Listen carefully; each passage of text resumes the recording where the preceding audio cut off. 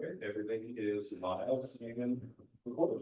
Okay, so welcome everyone. I'm going to call to order the Central Oregon Community College Board of Directors meeting for Wednesday, December 10th, 2025. We will start off with the native lands acknowledgement.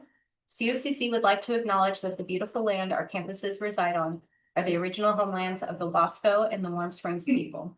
They ceded this land to the U.S. government in the Treaty of 1855. The Paiute people were forcibly moved to the Warm Springs Indian Reservation starting in 1879. It is also important to note that the Klamath Trail ran north through this region to the Great Celilo Falls trading grounds. Descendants of these original people are thriving members of our communities today. We acknowledge and thank the original stewards of this land. Okay, thank you. So now we'll do a roll call. Good. Erica Scaffold. Here. Jim Porter. Present. Laura Krasker-Cooper. Here. Joe Krinowitz. Yes. Alan Unger. Here. Aaron Burns. Here. I believe Aaron Foot Morgan could not make it. No, Is that correct? she won't be here. Okay. Greg Pereira. Here. Zach Boone. Here. Laura Bomey. Here. Alicia Moore. Here. Anne-Marie Hamlin. Here. Michael Lalonde. Here. With the three guests, Mark. Good. Mark, I don't have the names of your team. Kim Olson and Jennifer. Thank you. John Rule. He'll be here. Okay. Saw him a minute. And Paul Taylor. Here. Kyle Matthews. Here. And we're good to go. Okay, thank you, Lucas. Next up on the agenda are any agenda changes anyone would like to make? Okay. None, we're moving on. So now we're in information items. So we'll have the introduction to the Malum architects. I think Greg will take that. Yeah, so as you all know, we're embarking upon a facilities master plan in the coming years. So Malum Architects was the firm most selected. So we have Mark with us today, and I think Michael might be contributing some to that conversation as well. So please step up and tell us about the group and the work you're going to be doing. We really will. Have a handful of slides. These are kind of distilled from the presentation we gave at our interview, which I believe was back in October in this room with no power. That's the first time I ever had to do an interview with no power, but it worked out okay. Yeah, my name is Mark Cork. I'm a partner with Malum Architects. Malum is an 85-year-old firm with offices in Portland and Seattle, and we focus our practice on educating anywhere from early childhood to higher education and healthcare, and do a lot of student housing. Let's see. So we're good. Oh, I need to go with me with that. Right.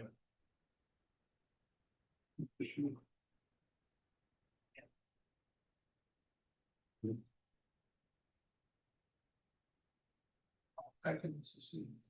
And I might just easier. Yeah, okay. Okay, so this is our firm. We get together twice a year. One for fun, once for work. Try to do it at one of our projects. This was at Grant High School in Portland in July. But this is our vision. We believe that our work, which is mostly public work, has the power to really impact in a positive way the communities that occupy it, supporting health, wellness, and sustainability.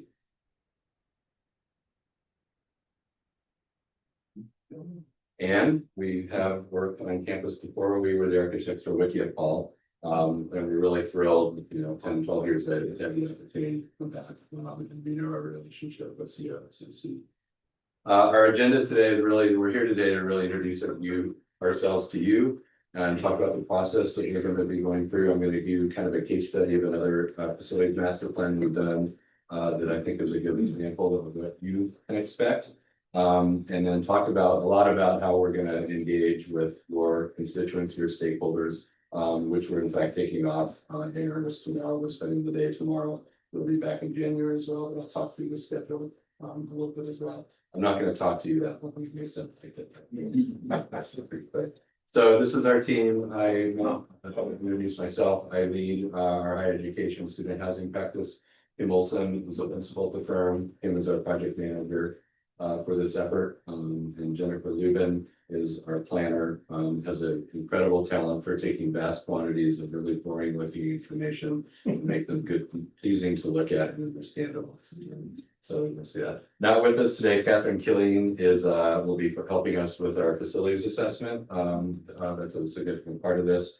And then Jesse Walton will lead, we're going to do a workshop around sustainability, setting some goals for that to work in the master plan. So he'll be leading that effort. In addition, we have some consultants, Blumac, as a mechanical electrical engineer, will also be focusing on sustainability. Harper Hoff, Peterson, Regelis is a civil and environmental engineer. Both of those firms have offices in Bend. And then we have a cost consultant, John Bales, JMD Consulting, who does a great deal of our cost estimate. He's really good at doing that. So our overview, the components of a facilities master plans begin and end with stakeholder engagement.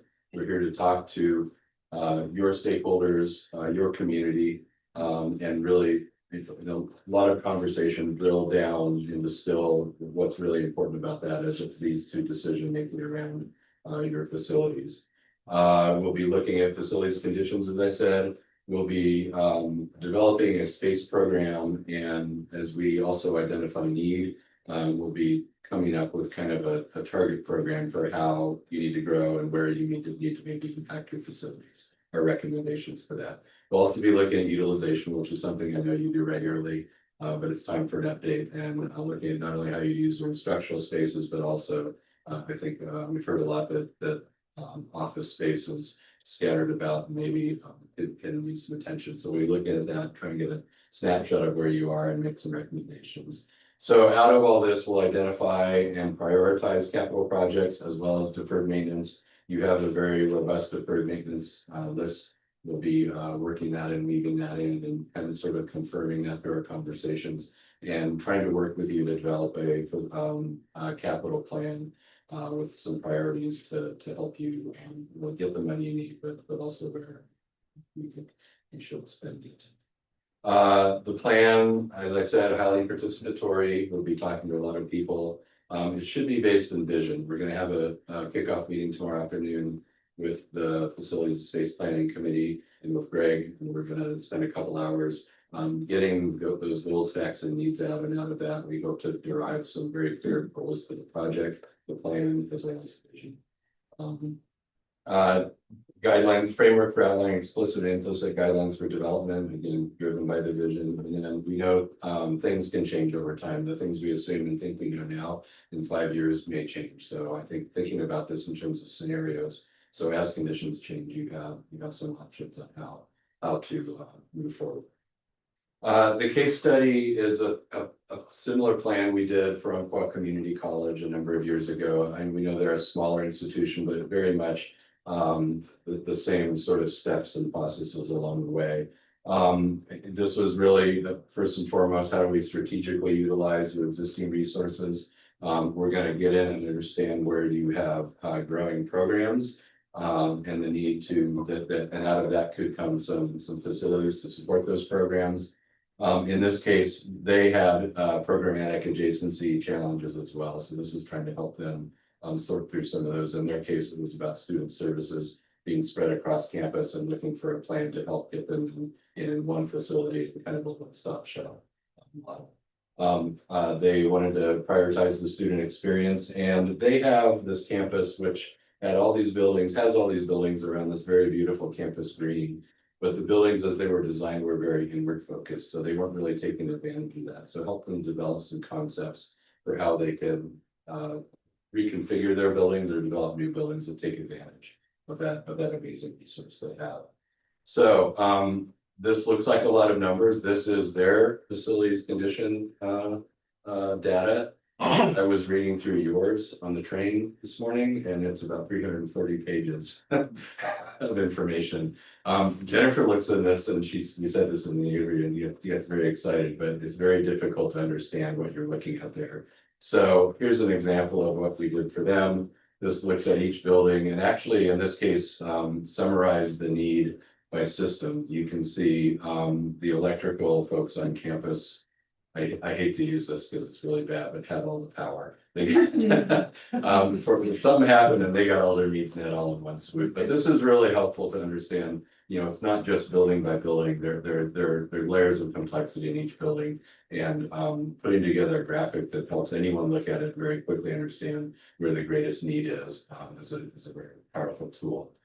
This is a utilization study that we did for them. These are their classroom buildings, looking at not only utilization rate, in other words, the time in which classrooms are occupied, but also the occupancy rate, how full were those classrooms when they were being done, and created this, and then color coding. Each of those dots represents an instructional space. Everything outside of that gray box is being well utilized. Everything inside where we sort of devote some attention. So what came out of this, again, they had some very specific needs, some growth needs. They wanted a new allied health building that was kind of key among those. New industrial arts building. Not all of these were envisioned as being possible within a cycle, a funding cycle, but they had an order and they had goals and they had a roadmap. And then interwoven in this as well was their deferred maintenance. This you all know probably the tragic story at Humboldt Community College. That happened kind of at the tail end of our process, and that was a good example of something that really just upset their prioritization, and they very quickly became clear that their highest priority for facilities was to replace that building. And so we had the opportunity to do that for them, and to point to Hall came out of that. We helped them get funding and helped them with a legislative request. It was also an opportunity, as I said, to develop the first building on campus that was really opening up out in the Center Green.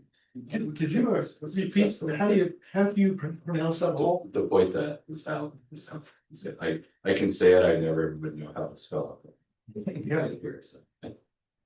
Okay, so what's next and what we're starting tomorrow is stakeholder, we wanted to find some terms in the groups that we're meeting with, and talk about how that's going to work. These are kind of our key groups that we'll be meeting with, and part of this is trying to align terminology around what each of these terms mean. You are aware of the FSPC, the Facilities and Space Planning Committee. That is the main group that we're working with. And then the steering team is a subset of that. The board of directors, will approve the ultimate plan. We'll talk about how we'll be coming and sharing information with you. The stakeholder groups are really kind of the main groups we're starting to meet with tomorrow and continue to in January. And part of it is just finding, we don't have time to meet with absolutely everyone, but we also want to give everyone a voice. And so we'll be figuring out who those groups are and scheduling those meetings over the next month or so. The focus groups are the opportunity for those who don't have specific meetings to come.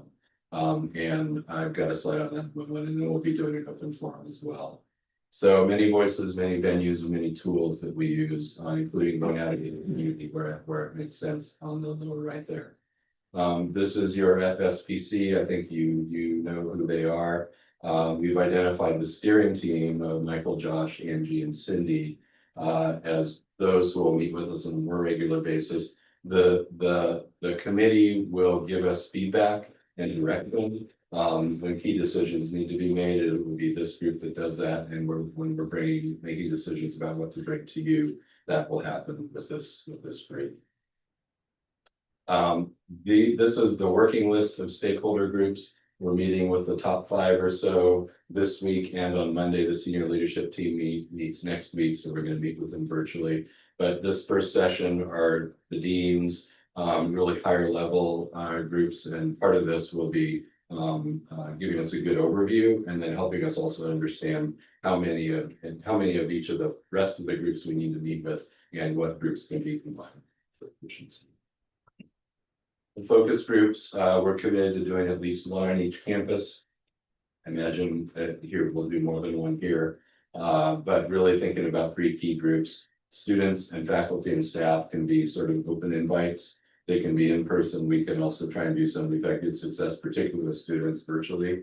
I don't know if any of you worked with Miro before. It's a great tool for us. And students just latch onto it and sort of instinctively know how to use it. It's been pretty effective. But also we know your strategic partners, which probably vary by campus, but I think we'll be looking at working on the campus side. Who they are, within the community. The open forum, we have planned toward the end of the process, once we have a good idea of what the plan is, we'll want to take it out and it'll begin to kind of be an open invite and just an opportunity to present that to the community and give them an opportunity for feedback. And so that's kind of where we are. Our next steps are today, meeting with you tomorrow. We're meeting with the deans, as I said, branch campus directors and campus services, and then, as I said, the senior leadership team next week. We've been gathering Angie, who is we think in town, but will be with us tomorrow from New Zealand. Angie has done a great job of asking for the data we've requested, and I believe there's been a fair bit of hounding you to get that data to her. So we've got a lot of information to sift through, which is great, and so we'll be continuing to do that. And then we are probably after we get through tomorrow and into next week, we'll be planning a second trip in January. I think the 19th, 20th is not quite right. I think there's a chairman meeting on the 21st, so we're going to align it for that. But we'll be back again then, be scheduling and probably some facilities tours and maybe our first focus group. But we'll see that all come together. It's a couple of days. This is our work plan. We did not get we had a kickoff meeting with the committee in November. That's not showing up here. So we're here in December. The couple of lines down, the blue at the top is our engagement. The green is really our work. That blue dot in the middle is a sustainability charrette where we'll be working to plan that and see who should be there. And then as we get into the spring and the summer, we'll be really taking all the information we've gathered, working with the committee and doing roughly planning kind of monthly meetings with the committee. Those boxes at the bottom represent tentatively scheduled board meetings, board presentations, if you will. So the first one is now at a minimum. I think as we've gone through the first round of draft or concept development, gotten feedback from the committee. I think coming to you and getting your feedback at that time would be good as well. And then also scheduling an open forum kind of right before we're ready to start work, just so we're making sure we get a good sort of range of feedback from the forums. And I think that's all my slides. Yes. Questions? Yes. So you mentioned at one point in here, just talking about when you do a facilities plan, that you look at the capacity of the existing building, the utilization, and then future needs and whether, what facilities will be needed in the future. And I'm just curious because our perception is that if we improve the utilization, we don't need more buildings. We need to better use the ones that we have. Right. Is that, or is it too early for you to come to that conclusion? All I say that is because given financial situation in the last couple of years and looking in the near future, the idea of building yet another building is really terrifying to me. Yeah, no, I didn't know. That's certainly a possible solution on the table, part of the range of solutions. I think, and it's the most sustainable solution too. If you can revitalize your existing buildings and make them function as they should for you, that could be a very good outcome. So, but yeah, it's the whole range of options. I think that's what we've understood as well, that you have enough facilities that just need but as well, if you have program growth that requires anticipated that requires a new type of facility, that might be a reason to consider it. But we're aware, I mean, every institution has struggled to stay on top of their deferred maintenance. So we've got to weave that in as well, make sure like it's I have a process question. When you go back to the conditions slide, how do you define whether it's like in good condition or okay condition or poor condition? And then do you do any sort of like risk, like adding in? So a lot of that work has been done. Okay. You had a consultant in 2022, that's the 300-page report, I think I referenced. Do a thorough conditions assessment, and the way they score them, I don't recall exactly what these numbers mean, but the colors are pretty. This is obviously that is the greatest need. It's kind of the ratio between amount needed to sort of fix the problem versus the overall cost of replacing the building. Okay. As that percentage gets higher, it becomes more and more, obviously the need is more, it's greater and greater. but it is very numeric and backed with data. I think this was a good example. So our job will be to take that. We're gonna do campus tours to sort of get sort of anecdotal information that should support that data, but will help us understand how best to kind of present it back.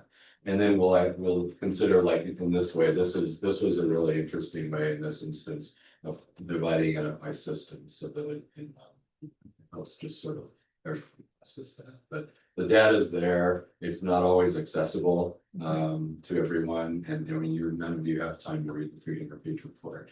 There's an executive summary that's very interesting. But our job will be to help kind of communicate the gist of that report into something that's useful as a tool for them. Yeah, it's a nice visual because you Yeah. can see right away, but then, Yeah. yeah. Excited to learn more of what is then presented to us. Yeah. Right. Mhm. Well, I just have an exciting clarification, Ooh, which is, very I know, hot off the press, no, so he shared that it's going to the senior leadership team next week, but I wanted to reiterate, that's our new expanded senior leadership team with classified staff and faculty, so we thought with this being a project that affects the entire college, let's get a broader leadership group involved early, so we're looking forward to that, but I also wanted to say I think it's a good example of how we're using that group to make Great. good shared governance decisions. Okay, any other questions, comments? Okay, thank you so much. Thanks very much for having us. Yes. Is it Malum or Malum? It's mail. Thank you. Okay. Somewhere Norwegians may say.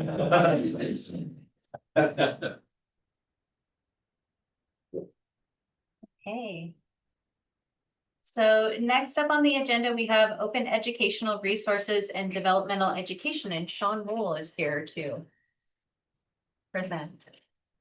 Since you're not gonna read that 340-page document, time to read mine.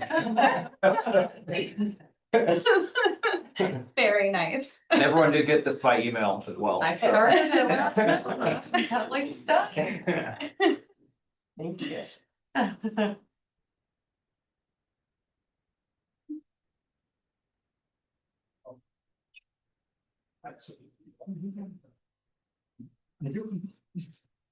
So I was fortunate enough to get a sabbatical last spring. And thanks to Anne Marie and everybody that gave me the time to work on this tome. And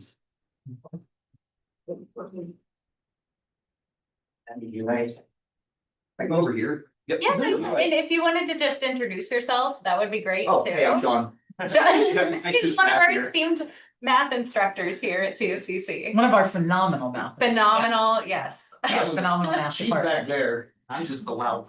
The whole department's pretty darn good. We have a pretty awesome department. I'm really lucky to have them as friends and coworkers.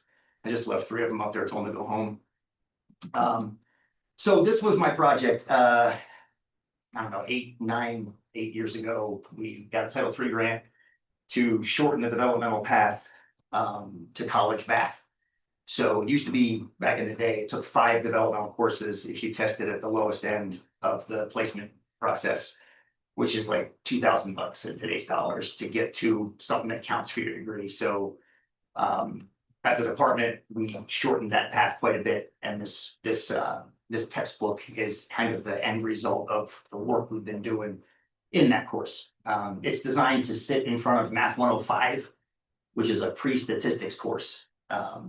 We've got STEM courses, Math 111, Math 112, calculus, that kind of stuff. I don't live in that world. I live in the stat world. So I was just talking to Chris Egerton before I came in here, geeking out about data. So this book, and it was never intended to be printed. I wanted to give you some printed copies if you wanted to page through it, or if you have a hard time falling asleep tonight, probably knock you right out. It's designed to be an e-resource. It's full of links, full of video guides and things like that. And like I said, I wrote it in the spring term, and I remember when I signed off my sabbatical contract, it said, if requested, come speak to the board about your sabbatical. So now you know what I did. But I really wanted to come to talk about something more. And Greg and I have talked about this, and Anne Marie and I have talked about this, and Becky and I have talked about this. And it's the state's stance on funding developmental education, which I'm not sure if you all know where that discussion is right now or not. Some of you might. while I was on sabbatical, I got a text from my department chair, Jackie, he said, just by the way, developmental is going away in 2027. I was like, well, I'm so glad I'm writing a textbook for a course that's not going to exist. And I started kind of tuning in and kind of getting the pulse of what was going on. And apparently there was some discussion at OCCA and HEC that said there's a lot of research in co-requisite mathematics courses, which are support courses, not developmental.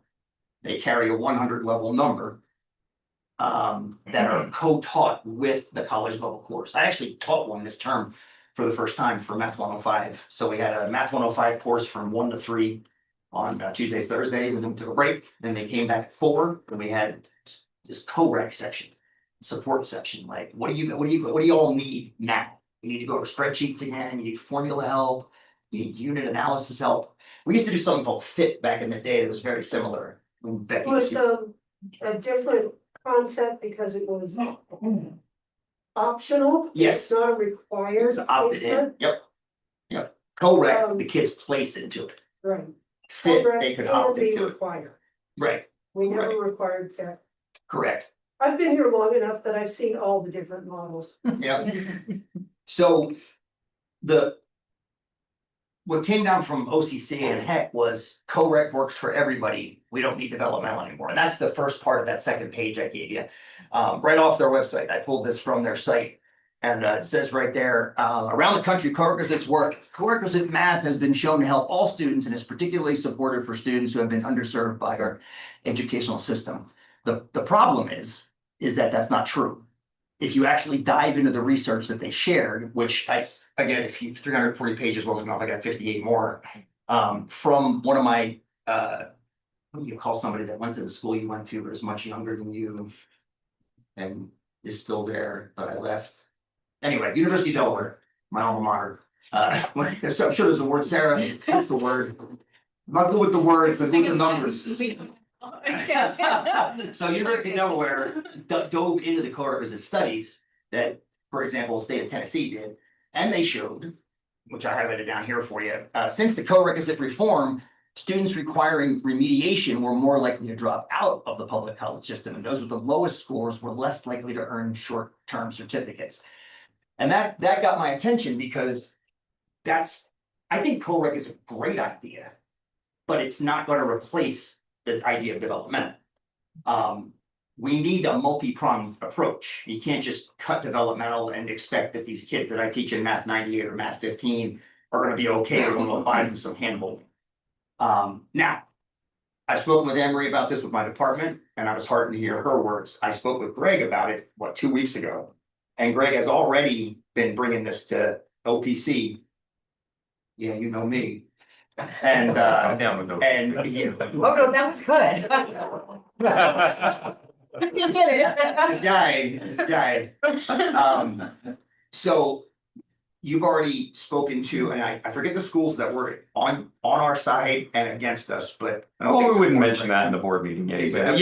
Yes, there's differing We opinions. strike that from the record. Differing opinions. And I don't have, I'm not good with the. Sure. So, yes, and Greg is working on, make sure I say this right for the record. Maybe limiting the number of Yes. developmental courses. Right now, to get to 105, which is the course that I have helped build with Becky and other people. If you test it at the bottom level, you go Math 15, Math 98, then 105. So one of the negotiations we're talking about doing is reducing that to 1 developmental course as opposed to 2. And the same thing with the STEM level. So not striking developmental altogether, which I think would be catastrophic, and the research supports that fear. And I know it's easy for me to say, like, I feel this way because I've worked on this course for a decade, but I feel this way because I see these kids every day. Sorry, students. They're so cute. They really are. Even the ones that are older than me, they're adorable. And you know, it's just so crucial to have that support system for them where they need to be, whether it's in co-rec, whether it's in developmental. So that's why I'm just to share that with you all. So thank you for the opportunity to write the sabbatical and to come speak with you about it. Or write the book during my sabbatical. Y'all have any questions at all? I have a question. Thank you so much. Can you speak to, so here it's titled Open Educational Resource? Of course. Thank you. I was supposed to leave with that. Yeah. I didn't write my notes down. Yeah, because I think it's important Yeah, for people to understand the inaccessibility of textbooks. so I have many footnotes about it. I have a 340-page book with about 260 footnotes, many of which are me reaming at the textbook industry. It's ridiculous. I haven't used textbooks for well over a decade now, probably closer to 15 years. An open educational resource, OER. It doesn't have to be free. Mine definitely is. I'm letting mine out there for free. All you have to do is give attribution if you want to use it. It's editable. I've got a Word doc version of it. The idea is you get these resources in the students' hands so they don't have to pay anything more. They pay enough in tuition. So it's just, it's such a crazy idea to me that textbooks are still used because everything is out there. It's our job to facilitate that. And this is what my attempt was to facilitate that in a free way. Much of this material was already being used for the past 8 years. This just gave me the excuse to put it in one place and have fun fonts and have fun images and footnotes and things like that. But yes, the OER idea, I latched onto it a decade and a half ago. Have to look back, and the schools do a really good job of doing more and more with that. So hopefully it's your question. It did, thank you. When you talk about 1598, 105, what is 15? Seems like that's the first grade Oh, level of math, or I should have brought Monty. He teaches it. Becky, you know what the answer to that is? I would assume there would have been a number 8. Percentages, Not a 15. fractions. Math 15 includes percentages, fractions, introduction of positive and negative numbers. A lot of emphasis on appropriate student skills. I retired from full-time teaching a couple of years ago. I now work down at the tutoring center. And you would be surprised by what percentage of the questions we answer at the tutoring center are about fractions. People just don't know that stuff. I guess since you've given me the opportunity to just say this, I would like to say that students come out of Math 15 very successfully. Yeah, so, a particular student I've been working with over the past year, he started in Math 15, he took Math 98, he is just now passing 105, and therefore has his math requirement to graduate. In a year. And where before it took how long? 2 years, if you came in at that level, because we used to have math 10, 20, 60, 65, 95. Those were the courses. That's what I remember. Yeah, Yeah. We sure. eliminated a lot of those and combined them to a comprehensive, but yes. Now, some of those still exist, right? 15, Right, so 60, there's 95. 2 tracks, 2 main tracks. It's in the book. The 105 track is kind of it's free. Right? get someone to statistics, or just get them their math requirement, get them out. You can do that in 3 classes if you come in with enough. If you want to go STEM track, that's a little bit longer because there's more skills involved. That track is now 15, 60, 95, 111, so it's 1 extra developmental class. Mhm. So we've shortened that path a lot. It's pretty, and for the STEM track, the one that I'm in, there was so much algebra previously that students just weren't using in stats. So that was for me, that was low hanging fruit to build 98. Just strip out the stuff. I'm not saying algebra is useful. I'm not saying it's not useful, but the level to which we were making them study it to then never use it again was cumbersome. And it was giving students an excuse to quit. Many times our students are just looking for an excuse to leave. And if you keep in developmental courses too long, they can do that. Now, I'm working with Chris Egerton right now and Jackie, my boss, on taking the research that I gave you at the national level here and applying it just to us. So hopefully I can come back next month, or a couple months, and share that with you once I've gotten a chance to digest that from Chris. Chris is having a field day, dragging that through the mud. there's so many conditionals that are in there, like if the students are in Madras, or if the students are in Bend, or if the students are of a certain, there's all kinds of like things you want to look at and kind of tease out, which is some of the stuff we actually teach the kids to do in Math 98 105, which is great. So Thank you. you're welcome. It's really impressive. Well, thanks. Thank you. This is You cool. are more than welcome. It was, like I said, it was crazy seeing it in one place. Do And we have- printing it was insane. Do we have any problems in here, or maybe you're not gonna tell me, you have to read the book to What's know, about, or any, hypotheticals about, tuition and. Oh, since you brought it up, I have my 105, not 98, but 105. Right, that's why I asked if there was Oh, yeah. something in here that would, this is kind of fun. Yeah. Actually, there's a great foundation tie-in and towards the end of this one about how the foundation tracks with tuition increases. I always love doing that. It's the last lab we do, or the last set of notes we do in 98 every term. We did it last week with them. And the kids figured out that like, oh, look at that. When the tuition incrementally inches up, the foundation meets it. And I love, they graph it and they see it, how it chases like this. So thanks, Zach. Thank our board, and we're the only institution that does that. So, and the kids learn, and it opens their eyes, and I get to teach them about the foundation scholarship. It's incredible to me. Like I think about the foundation every chance I get. But like it's amazing because 90% of them haven't heard of it. Like the Prineville kids, we just did it in Prineville last week, and just watching their jaws, and I'm sending them websites. I'm like, here it's closed now, but apply again in February, and Thank you. let me know if you not trust me. The one that Laura's talking about though is in 105, I take all the community college tuition in district across the state, all 17 community colleges. And then I go online and get a cost of living calculator, and we adjust all the community colleges to Bend dollars. And if you do it just without doing that, I think we sit right in the middle as far as like per credit.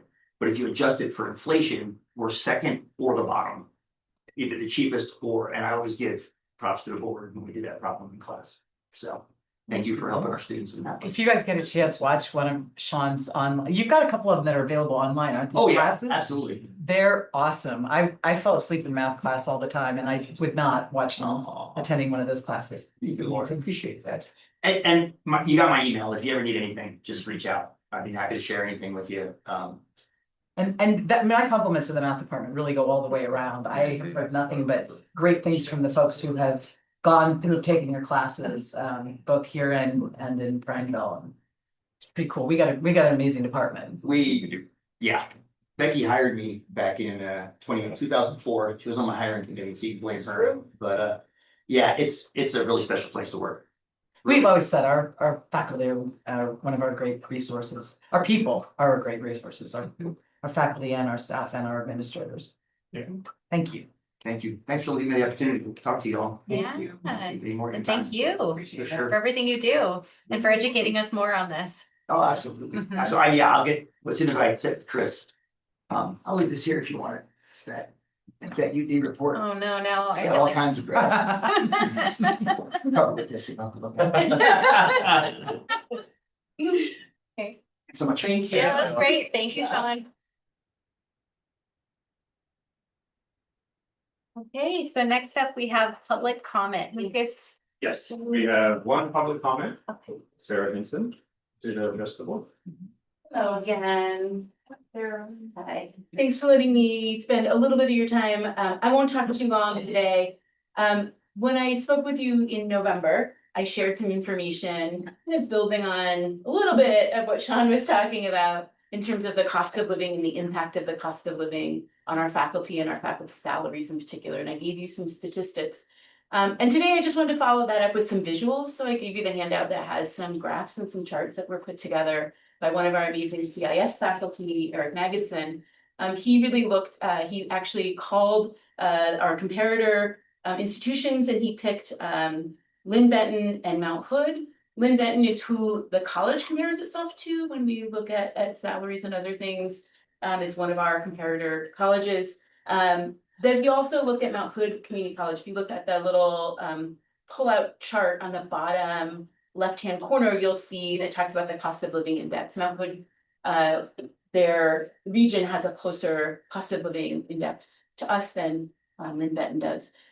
So he called them and got all of their most current salary information for their faculty and put together some of these visuals to really show you and to illustrate what we were talking about, that over time, our salaries have not only failed to keep pace with our local cost of living, but also in comparison with the other community colleges. And again, I'll state, as I'm sure you're aware, I'm speaking on behalf of faculty today, so I'm giving you information about faculty. We know this is also true for classified, as you've all kind of heard. And it's true for administrators as well, right? We did a salary adjustment for administrators several years ago, 2 years ago, based on a salary survey that was done.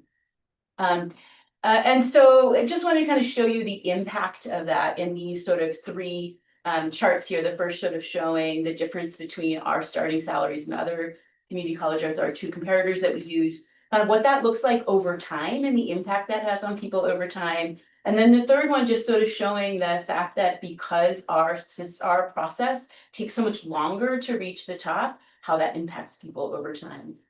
On the backside, I just want to show you some data. We did a salary survey, or excuse me, we did a bargaining survey of our membership. I just wanted to show you on some of the real life impacts. So on the first side, a lot of data. What does that look like for our faculty? Well, we see, close to half of our faculty teach over an additional term for the money, right? To have additional money to help pay their bills. And then the second thing I wanted to show you is just sort of this impact on our faculty moving forward, that 65% of our faculty, our full-time faculty, have been here less than 10 years. And if we look at people sort of the top, close to 16% of our faculty could potentially retire in the next few years. So, people like Sean, who came in 2004, you see that may be leaving. And so this idea of being able to recruit and retain high quality faculty, it's always important, but it's especially important now as we're adding more and more people to our faculty ranks. And we want people who will stay. We want people like Becky Klassmans and Sean Rules who will be here for 25 years, who will build these relationships with the community and students and know our communities inside and out and be able to really help students. It's hard when the faculty pools are really drawing from people who see this as a potential retirement. Great people, great experience, but they're able to afford to teach here because they've already had a full career doing something else, and they're here for 5 years until they retire. Or when we have faculty searches and we don't have a very qualified pool, or we have to fail a search, or we hear from our colleagues at other schools when we reach out and advertise positions, we hear from them, we can't afford to apply for a position at COCC. It would be a $30,000 pay cut. We can't do that. And so I think it's really important. I know times are tough. I know we're facing difficulties, but just to shed some light and give you some information about what that looks like from our side. So thank you for listening. As always, I'm always happy to talk with you, answer questions. So don't hesitate to reach out.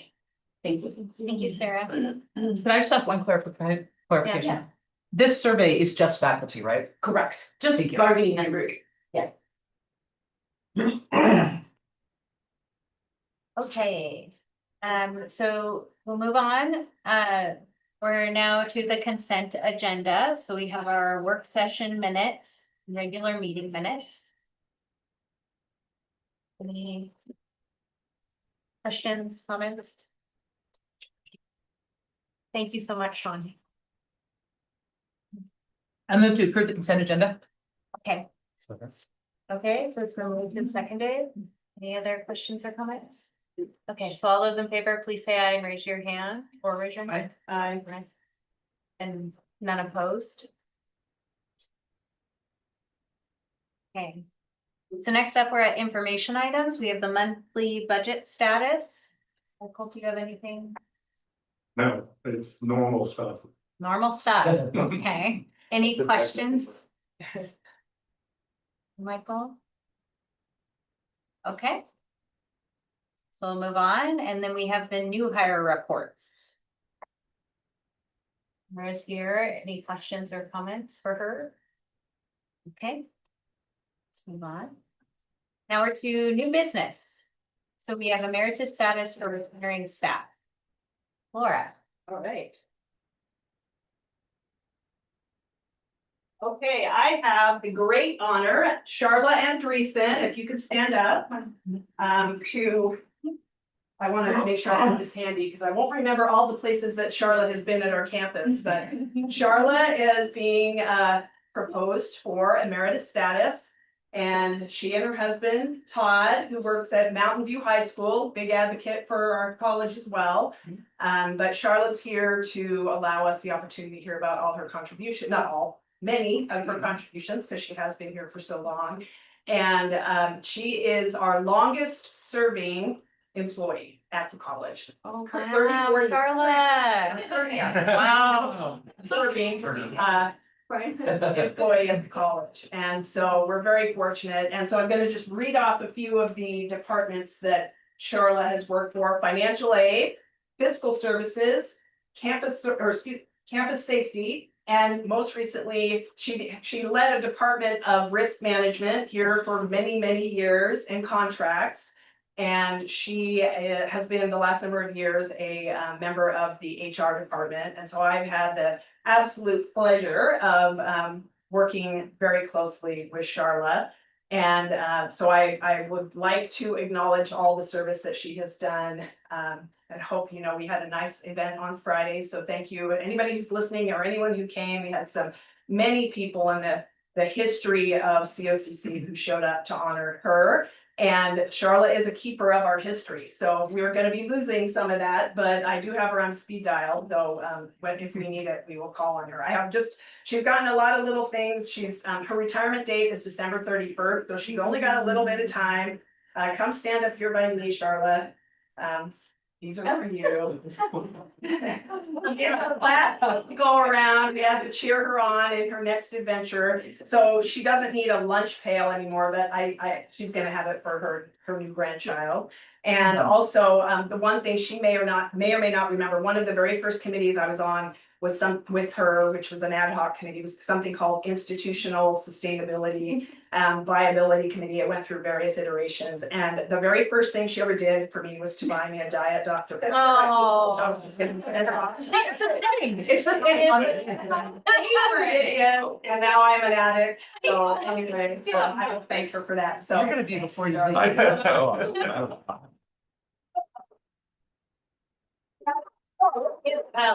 We are proposing to you to please give your sign off on her emeritus nomination.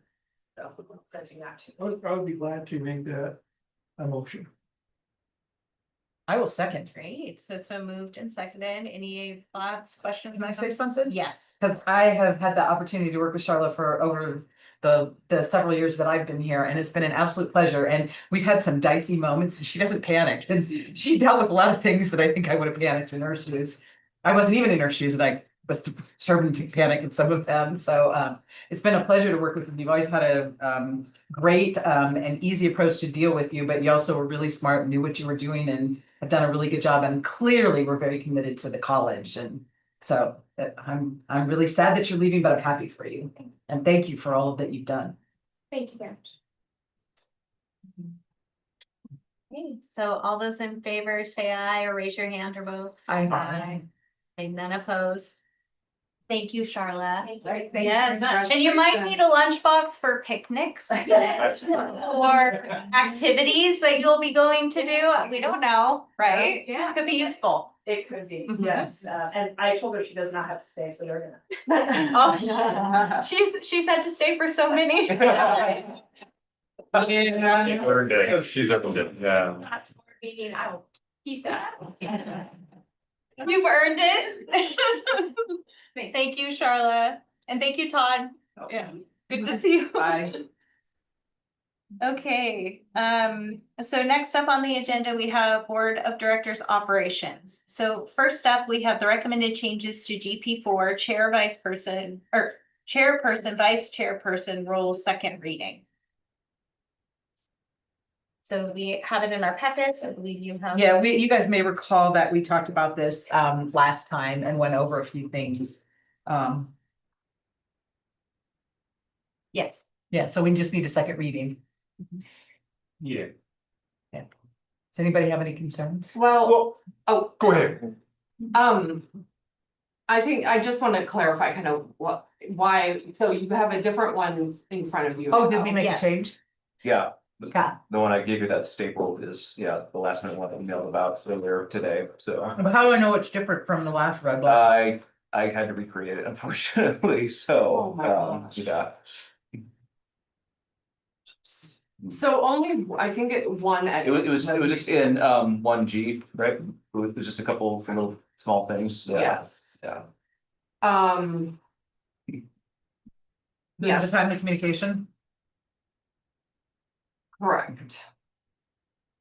And just to remind everyone, what the edit was here in 1G, it said the chair will seek to provide, and now it just says the chair will provide. And then at the end, we added equal access to information and input in decision making. So that was the one edit made since the last reading. Yeah, we talked about putting language in there like as soon as practical too, but. You good with it? Okay, Kyle went back through even the recording of us talking about it and was able to make that edit. Thank you, Bob. Thank you, Kyle. Thank you, Kyle. Thank you, Tom. Do we feel like this is to a place where we would feel comfortable on voting on it, or would we like to bring it back again? I don't think that's such a dramatic change that I'm uncomfortable with voting on it tonight. Do you have concerns? I mean, I'm not opposed to it if anyone wants more time. Yeah, I guess my only reservation is that we didn't fully discuss it as a full committee after the last meeting. That's my one reservation, because the policy committee reconvened and Laura, you weren't able to make it. And so that's like my one hesitation is I feel like I'm not sure all of the feedback and conversation was like fully considered in a way. You mean the feedback from the last meeting? Yes, From the last board meeting? correct. Oh, Because we had the last board meeting, then we had the policy committee meeting, and Erica and I were there, and I know you weren't able to make it. So that's my only, and I think there was just some confusion on like what all was, or just some. What was said, what wasn't said, and Kyle did go back, and that's my only reservation with it. I expressed this via email, whether or not we should have a second reading today or table it. I don't have any For heartburn. January, I mean, but- personally, I don't have any heartburn, and I was the one that was writing it, you know, until I wasn't able to make the last meeting, but I don't have any Yeah. heartburn if we put the second reading off to January. I mean, there's no exigency in this. No, I'm sorry. There's no exigency in this. Yeah. That I can see, so. Oh, I don't think so. Yeah. yeah, so we can discuss. And it may come back exactly the same in January. But I don't think just- there's any harm in putting it off and, you know. Yeah, it's our policy that we can vote on or not vote on, so Yeah. we either. Yeah, We absolutely. either do it, Mhm. and then if we wanted to change it, then we just have to put it through 2 more readings, or we put it off and then we do the second reading in January, so there's, Right. either way is fine. And I don't think anything horrible is gonna happen in the interim, so. And we have a policy in place if it does happen. Indeed. So we'll put it off till January. This is a second reading, but we'll put off the vote. And bring it back. You don't have the second reading. This won't be the second reading. Okay. Okay, not the second reading. Okay. Very good. Thank you, Paul. Sure. Basically, we're just moving the second reading to our January meeting. So don't read it. Don't read it. Don't bring that. Would you put it on the next policy committee? Yeah, agenda? Yes. Thank you. Thank you. Okay, thank you. Will the policy committee meet between? If you have any reservations, Erin, I think it's a good idea for us to. Yeah, Right. thanks. I think Yeah, for one person to answer my doodle poll. yeah. We. Was it me? No. With anyone, we But will, this time it wasn't you. Sorry. we have intention to. There's only one who didn't answer? Yeah, Who would that be? Oh, wait, I did answer. Yeah. Okay. Sorry, Erin, please go. We have intention to meet before the next meeting.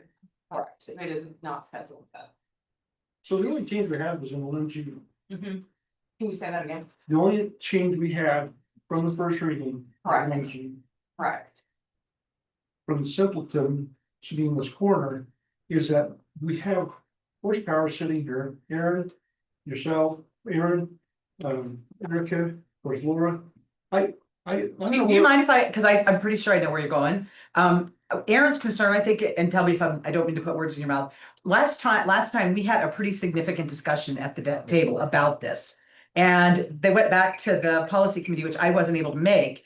And they're like, wait, we're not entirely sure where we ended up after that discussion. And this was the one thing they said we should change. But they're like, you know what, we need to think about this, maybe, or maybe Laura has thoughts after listening to the, going back and listening to the discussion, because it was getting late, we were all getting tired, and we had a lot of discussion about it, but I don't think that it was clear from that meeting. And you may recall, I walked out to take an emergency phone call, so I wasn't even here for that part of it. And so I think what Aaron's concern is, hey, we should maybe look at this again and make sure that we did take into consideration everything the board said that night.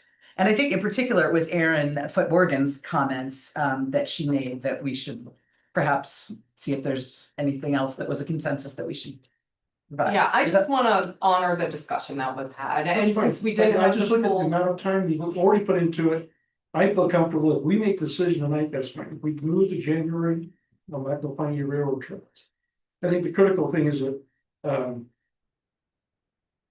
due diligence has been taken care of. But if you want to put more time into it, focus on too much more. And I disagree Okay. with that as a member of the committee.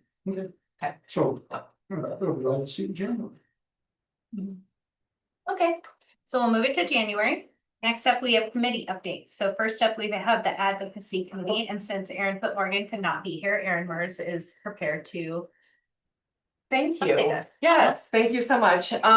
So our primary focus, not surprisingly, is discussions and tracking of potential budget cuts coming from the state.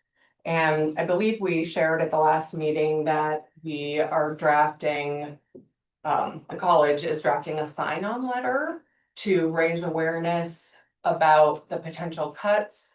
And it will include a call to action from people in our community to basically show their support in not so significantly cutting the budget. Now, we've since heard that originally we heard a 5% potential cut in funding. There are now scenarios for a 2.5% cut in funding, so that feels like the right direction, which is great, and it is kind of a moving, it's moving. And so originally we were going to write this and get it out there before the holiday. We have since decided we are going to wait until after the holiday. We think perhaps we'll have some more information then, and we may have a more focused audience then, given that the holiday is coming and people will be off campus, classes are winding down. And so we would love to do, rather than spread it out, kind of a sprint in January to get it in front of people and activate our stakeholders who are certainly in support of the college. So that's where our focus has been. We're also focused on the equalization model and raising awareness of that model with lawmakers, reminding them that it disproportionately affects COCC significantly, because we get so much in property taxes, then we get a higher cut in state funding. And so we're just trying to remind folks of how impactful these cuts are potentially going to be on COCC.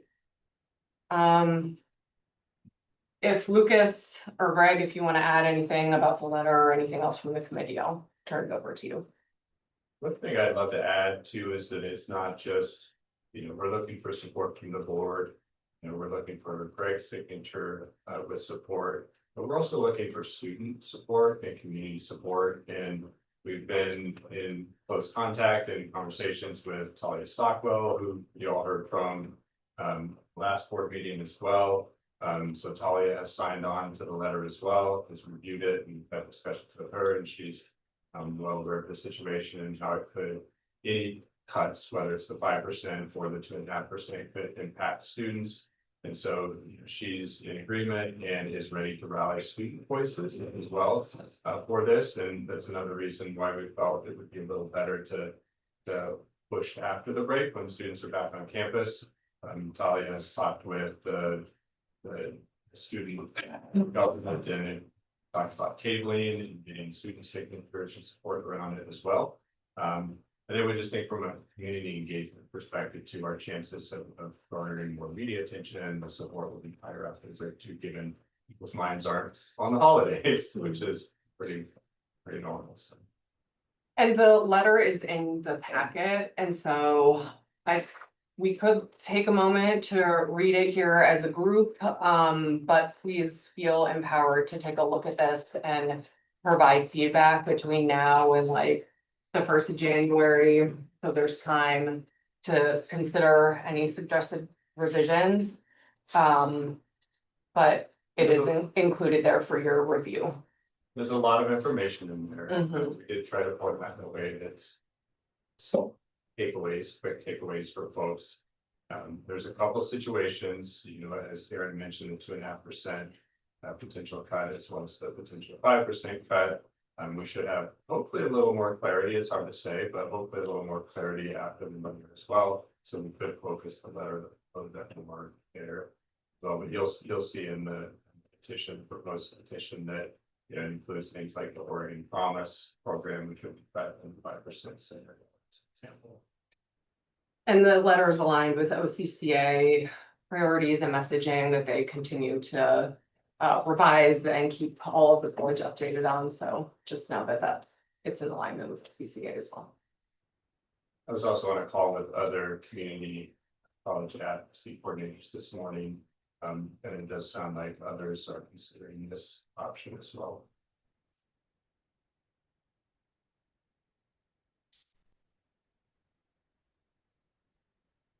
Anything else? Otherwise we can, Glad we're doing this. Yes. but yeah. Mhm. Yeah, I think, I mean, each board member gets to have their opinion, but I think in general, we support this, so. Over the next month, people have time to read through it, to give input, and then we'll talk about it again in January, and we definitely would appreciate not having large cuts. Yeah, do we anticipate moving forward with it before the next board meeting, though? I would think we would want to move forward with it before the next board meeting. Yeah, because it won't be till the 14th. Yeah, because otherwise that would only give us 2 weeks to really garner support, which we could do, but that would certainly be a sprint. I would think we'd want 3 weeks. Okay. Yeah, but we do have a press release that's being written already. We've got our social ready, and we'll definitely be reaching out to folks when. I think 2 weeks is pretty tight. Okay.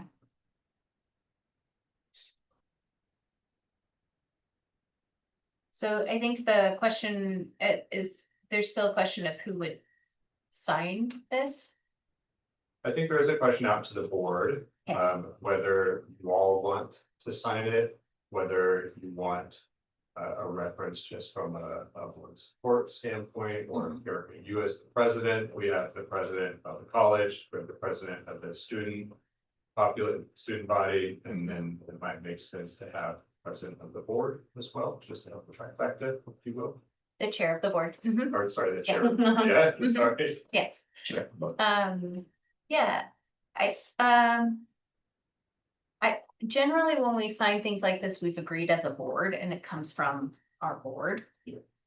To sign our name on, just to show support, rather than me signing as the chair necessarily, but I could do that. I mean, I think it depends. What we have done in the past Mhm. is have you say, I'm signing this on behalf of the whole board. Mhm. As long as the board, yeah, agrees. If the board Yeah. agrees, yeah. Okay. I'd make a motion that we authorize Erica to do that. Second it. Okay, there we go. Okay. Thoughts, comments? With such changes as you guys decide are appropriate. Okay, Alan, any input? Hi. No, I think that's a good idea. Better to get ahead of things rather than behind. You know, if we wait to the last minute, they got everybody else's last minute stuff and it's harder for them to read. So get it in early. Okay, so we have a first and a second. All those in favor, please say aye or raise your hand. I, Okay, and none opposed. Okay, thank you. So we'll work on that. Yeah, so I can work on making that update to the draft and then resending it to the committee for review. Okay, very perfect. Thank you, Lucas. Yep, thank you all. I'm Okay. hoping that one of you two can give the update from the policy committee since I was unable to attend.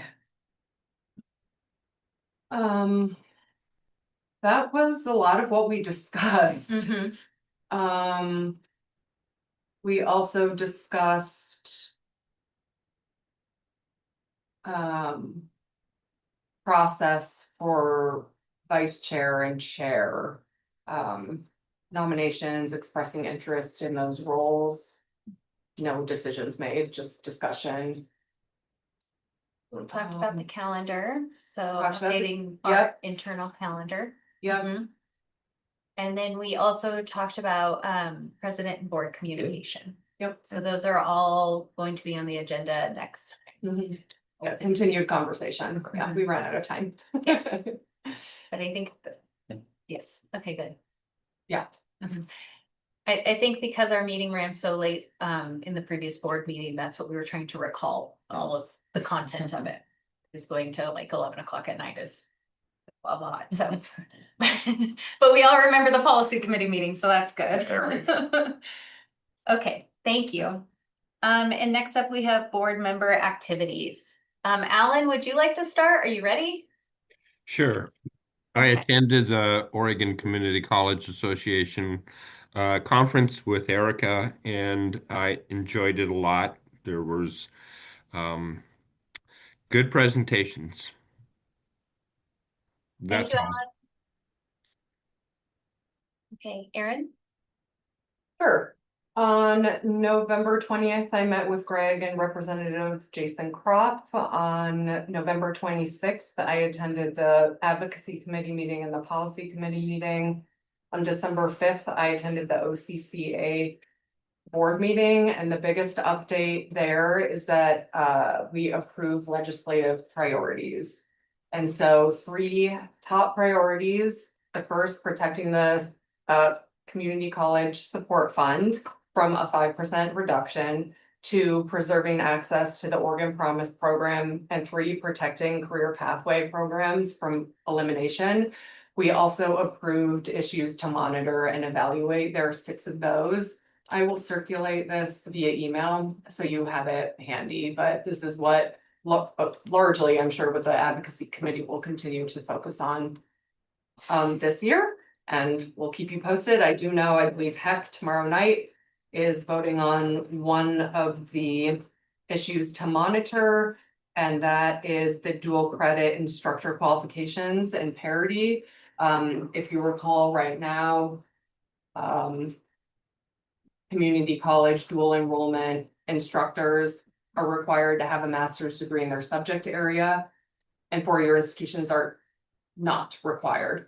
And so this will bring everything to parity, which will make it easier, frankly, for our instructors to teach dual enrollment, which would be excellent. So we'll see how that goes. But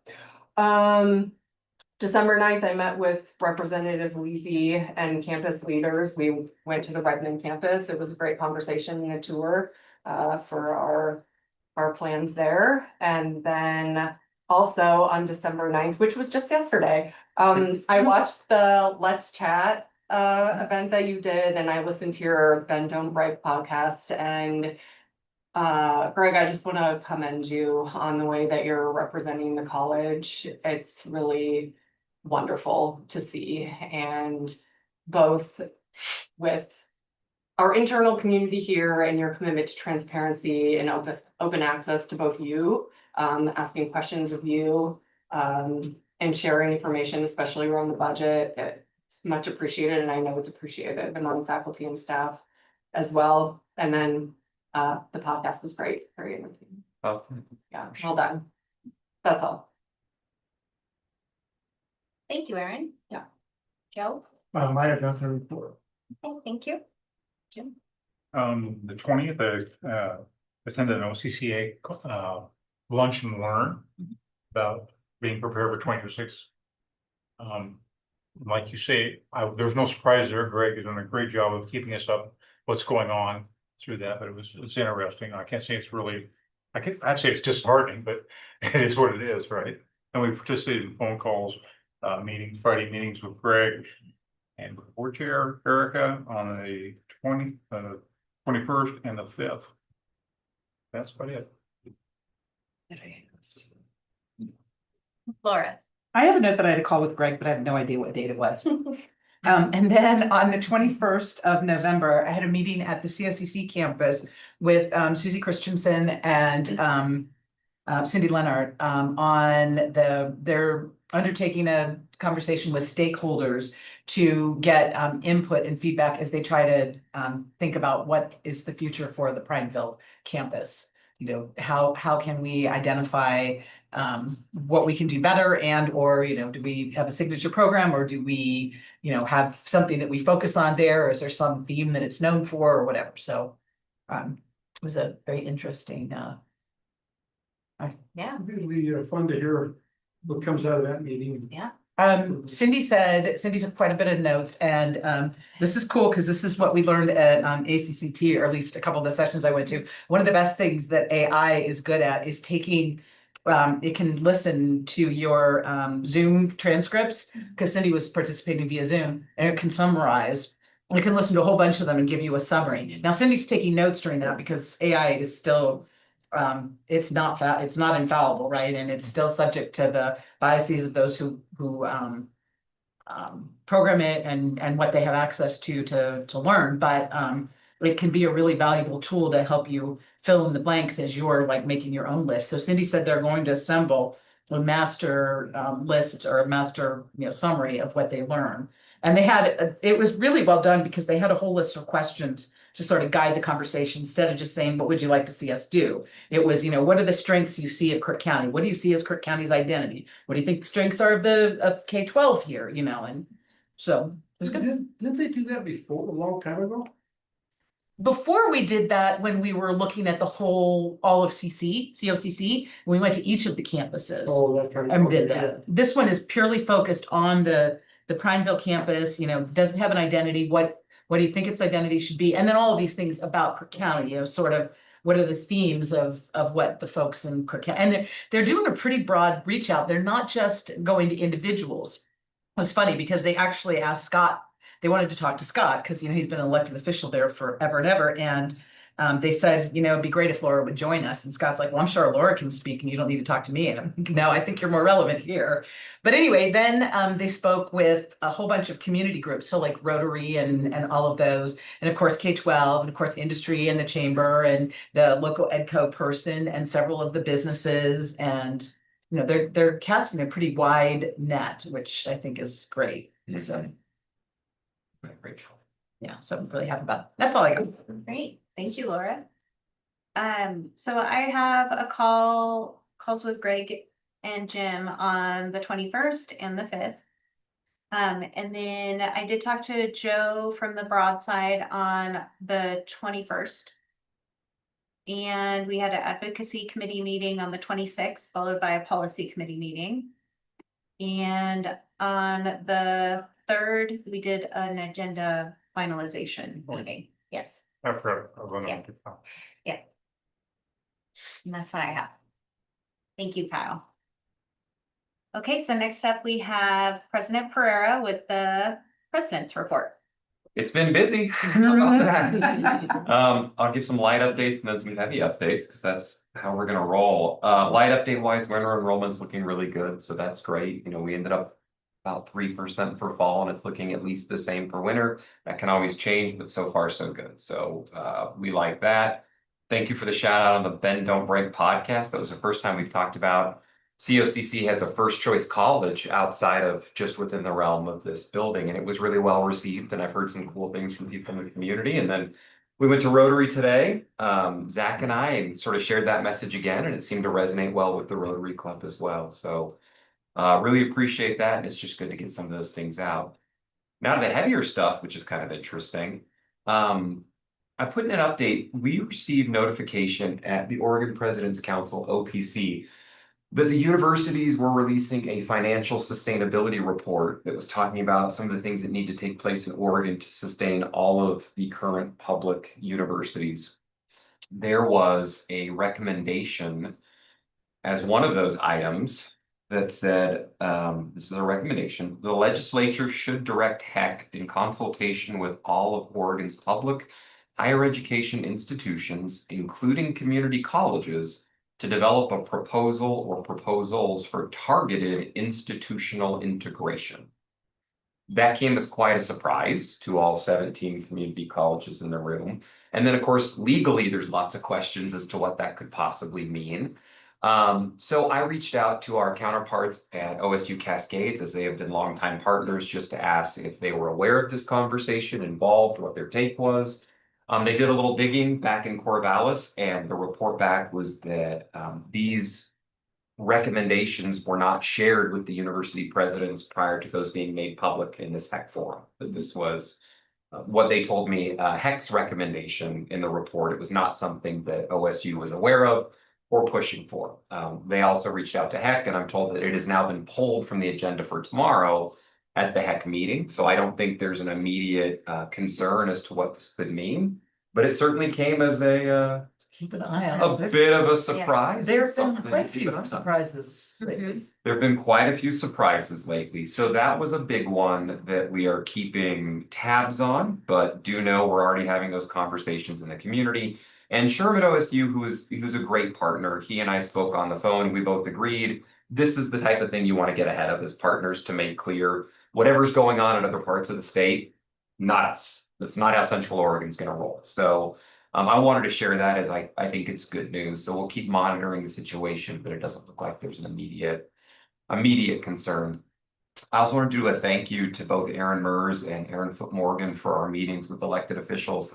They were great. I will say I'm so impressed by the elected officials we have in Central Oregon. We met with three attorneys. They brought like 100 questions each. It was great, but they really wanted to understand the college. We did a lot of advocacy work around the budget. They listened very intently. They also made it clear it's probably something is coming, which I always appreciate when there's straight talk and not just fluff around that. It's also interesting as we have those sort of moments with elected officials to talk about the college, what they latch onto and what the level of interest is. So there was a lot of curiosity about the equalization model. That was something that was not well understood about how some of these decisions specifically affect COCC, as well as the history of COCC. We're the oldest community college. The name change. So knowing that it used to be Central Oregon College, and then the state legislature passed a law in 1965 mandating that all community colleges have community college in its name. We had one legislature in particular that was like, they can't tell us what, it was an interesting moment. But getting that support and hearing how much they care about Central Oregon, the community, and our college, and just asking what can they do to help and support was really refreshing. And we've had some really good conversations that have come as a result of that. So we really appreciate their time as friends of the college and everyone who was able to make it. And then finally, the Redmond group, we were out there yesterday or 2 days ago now, for an in-depth tour with Senator Levy, which was great. So certainly want to acknowledge Cindy and the team at Redmond, who always do such a good job of showing that space and speaking to the work we're doing out there. So a lot going on, but good stuff. Thank you. Thank you. Okay, so next up on the agenda, we have dates. Why Sunday? Okay, the Sunday, December 14th. I just had a moment. Redmond Community Choir performance at Redmond High School Auditorium. December 22nd through the 26th, closed for winter break. Thursday, January 1st, closed for New Year's Day. Wednesday, January 7th is the real estate committee meeting. Wednesday, January 14th is our next board of directors meeting, which is here in Bend. Thursday, January 20th is Season for Nonviolence Cleve Jones, the Tower Theater. Friday, January 30th, inside look at the COCC Madras campus's new building. It's so exciting.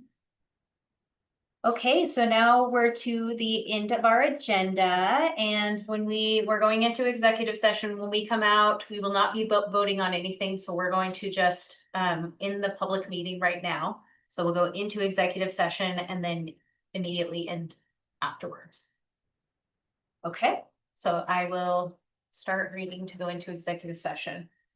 So the COCC Board of Directors will now meet in executive session for the purpose of ORS 192660, Section 2, Subsection D, Labor Negotiations. Representatives of the news media and designated staff shall be allowed to attend the executive session.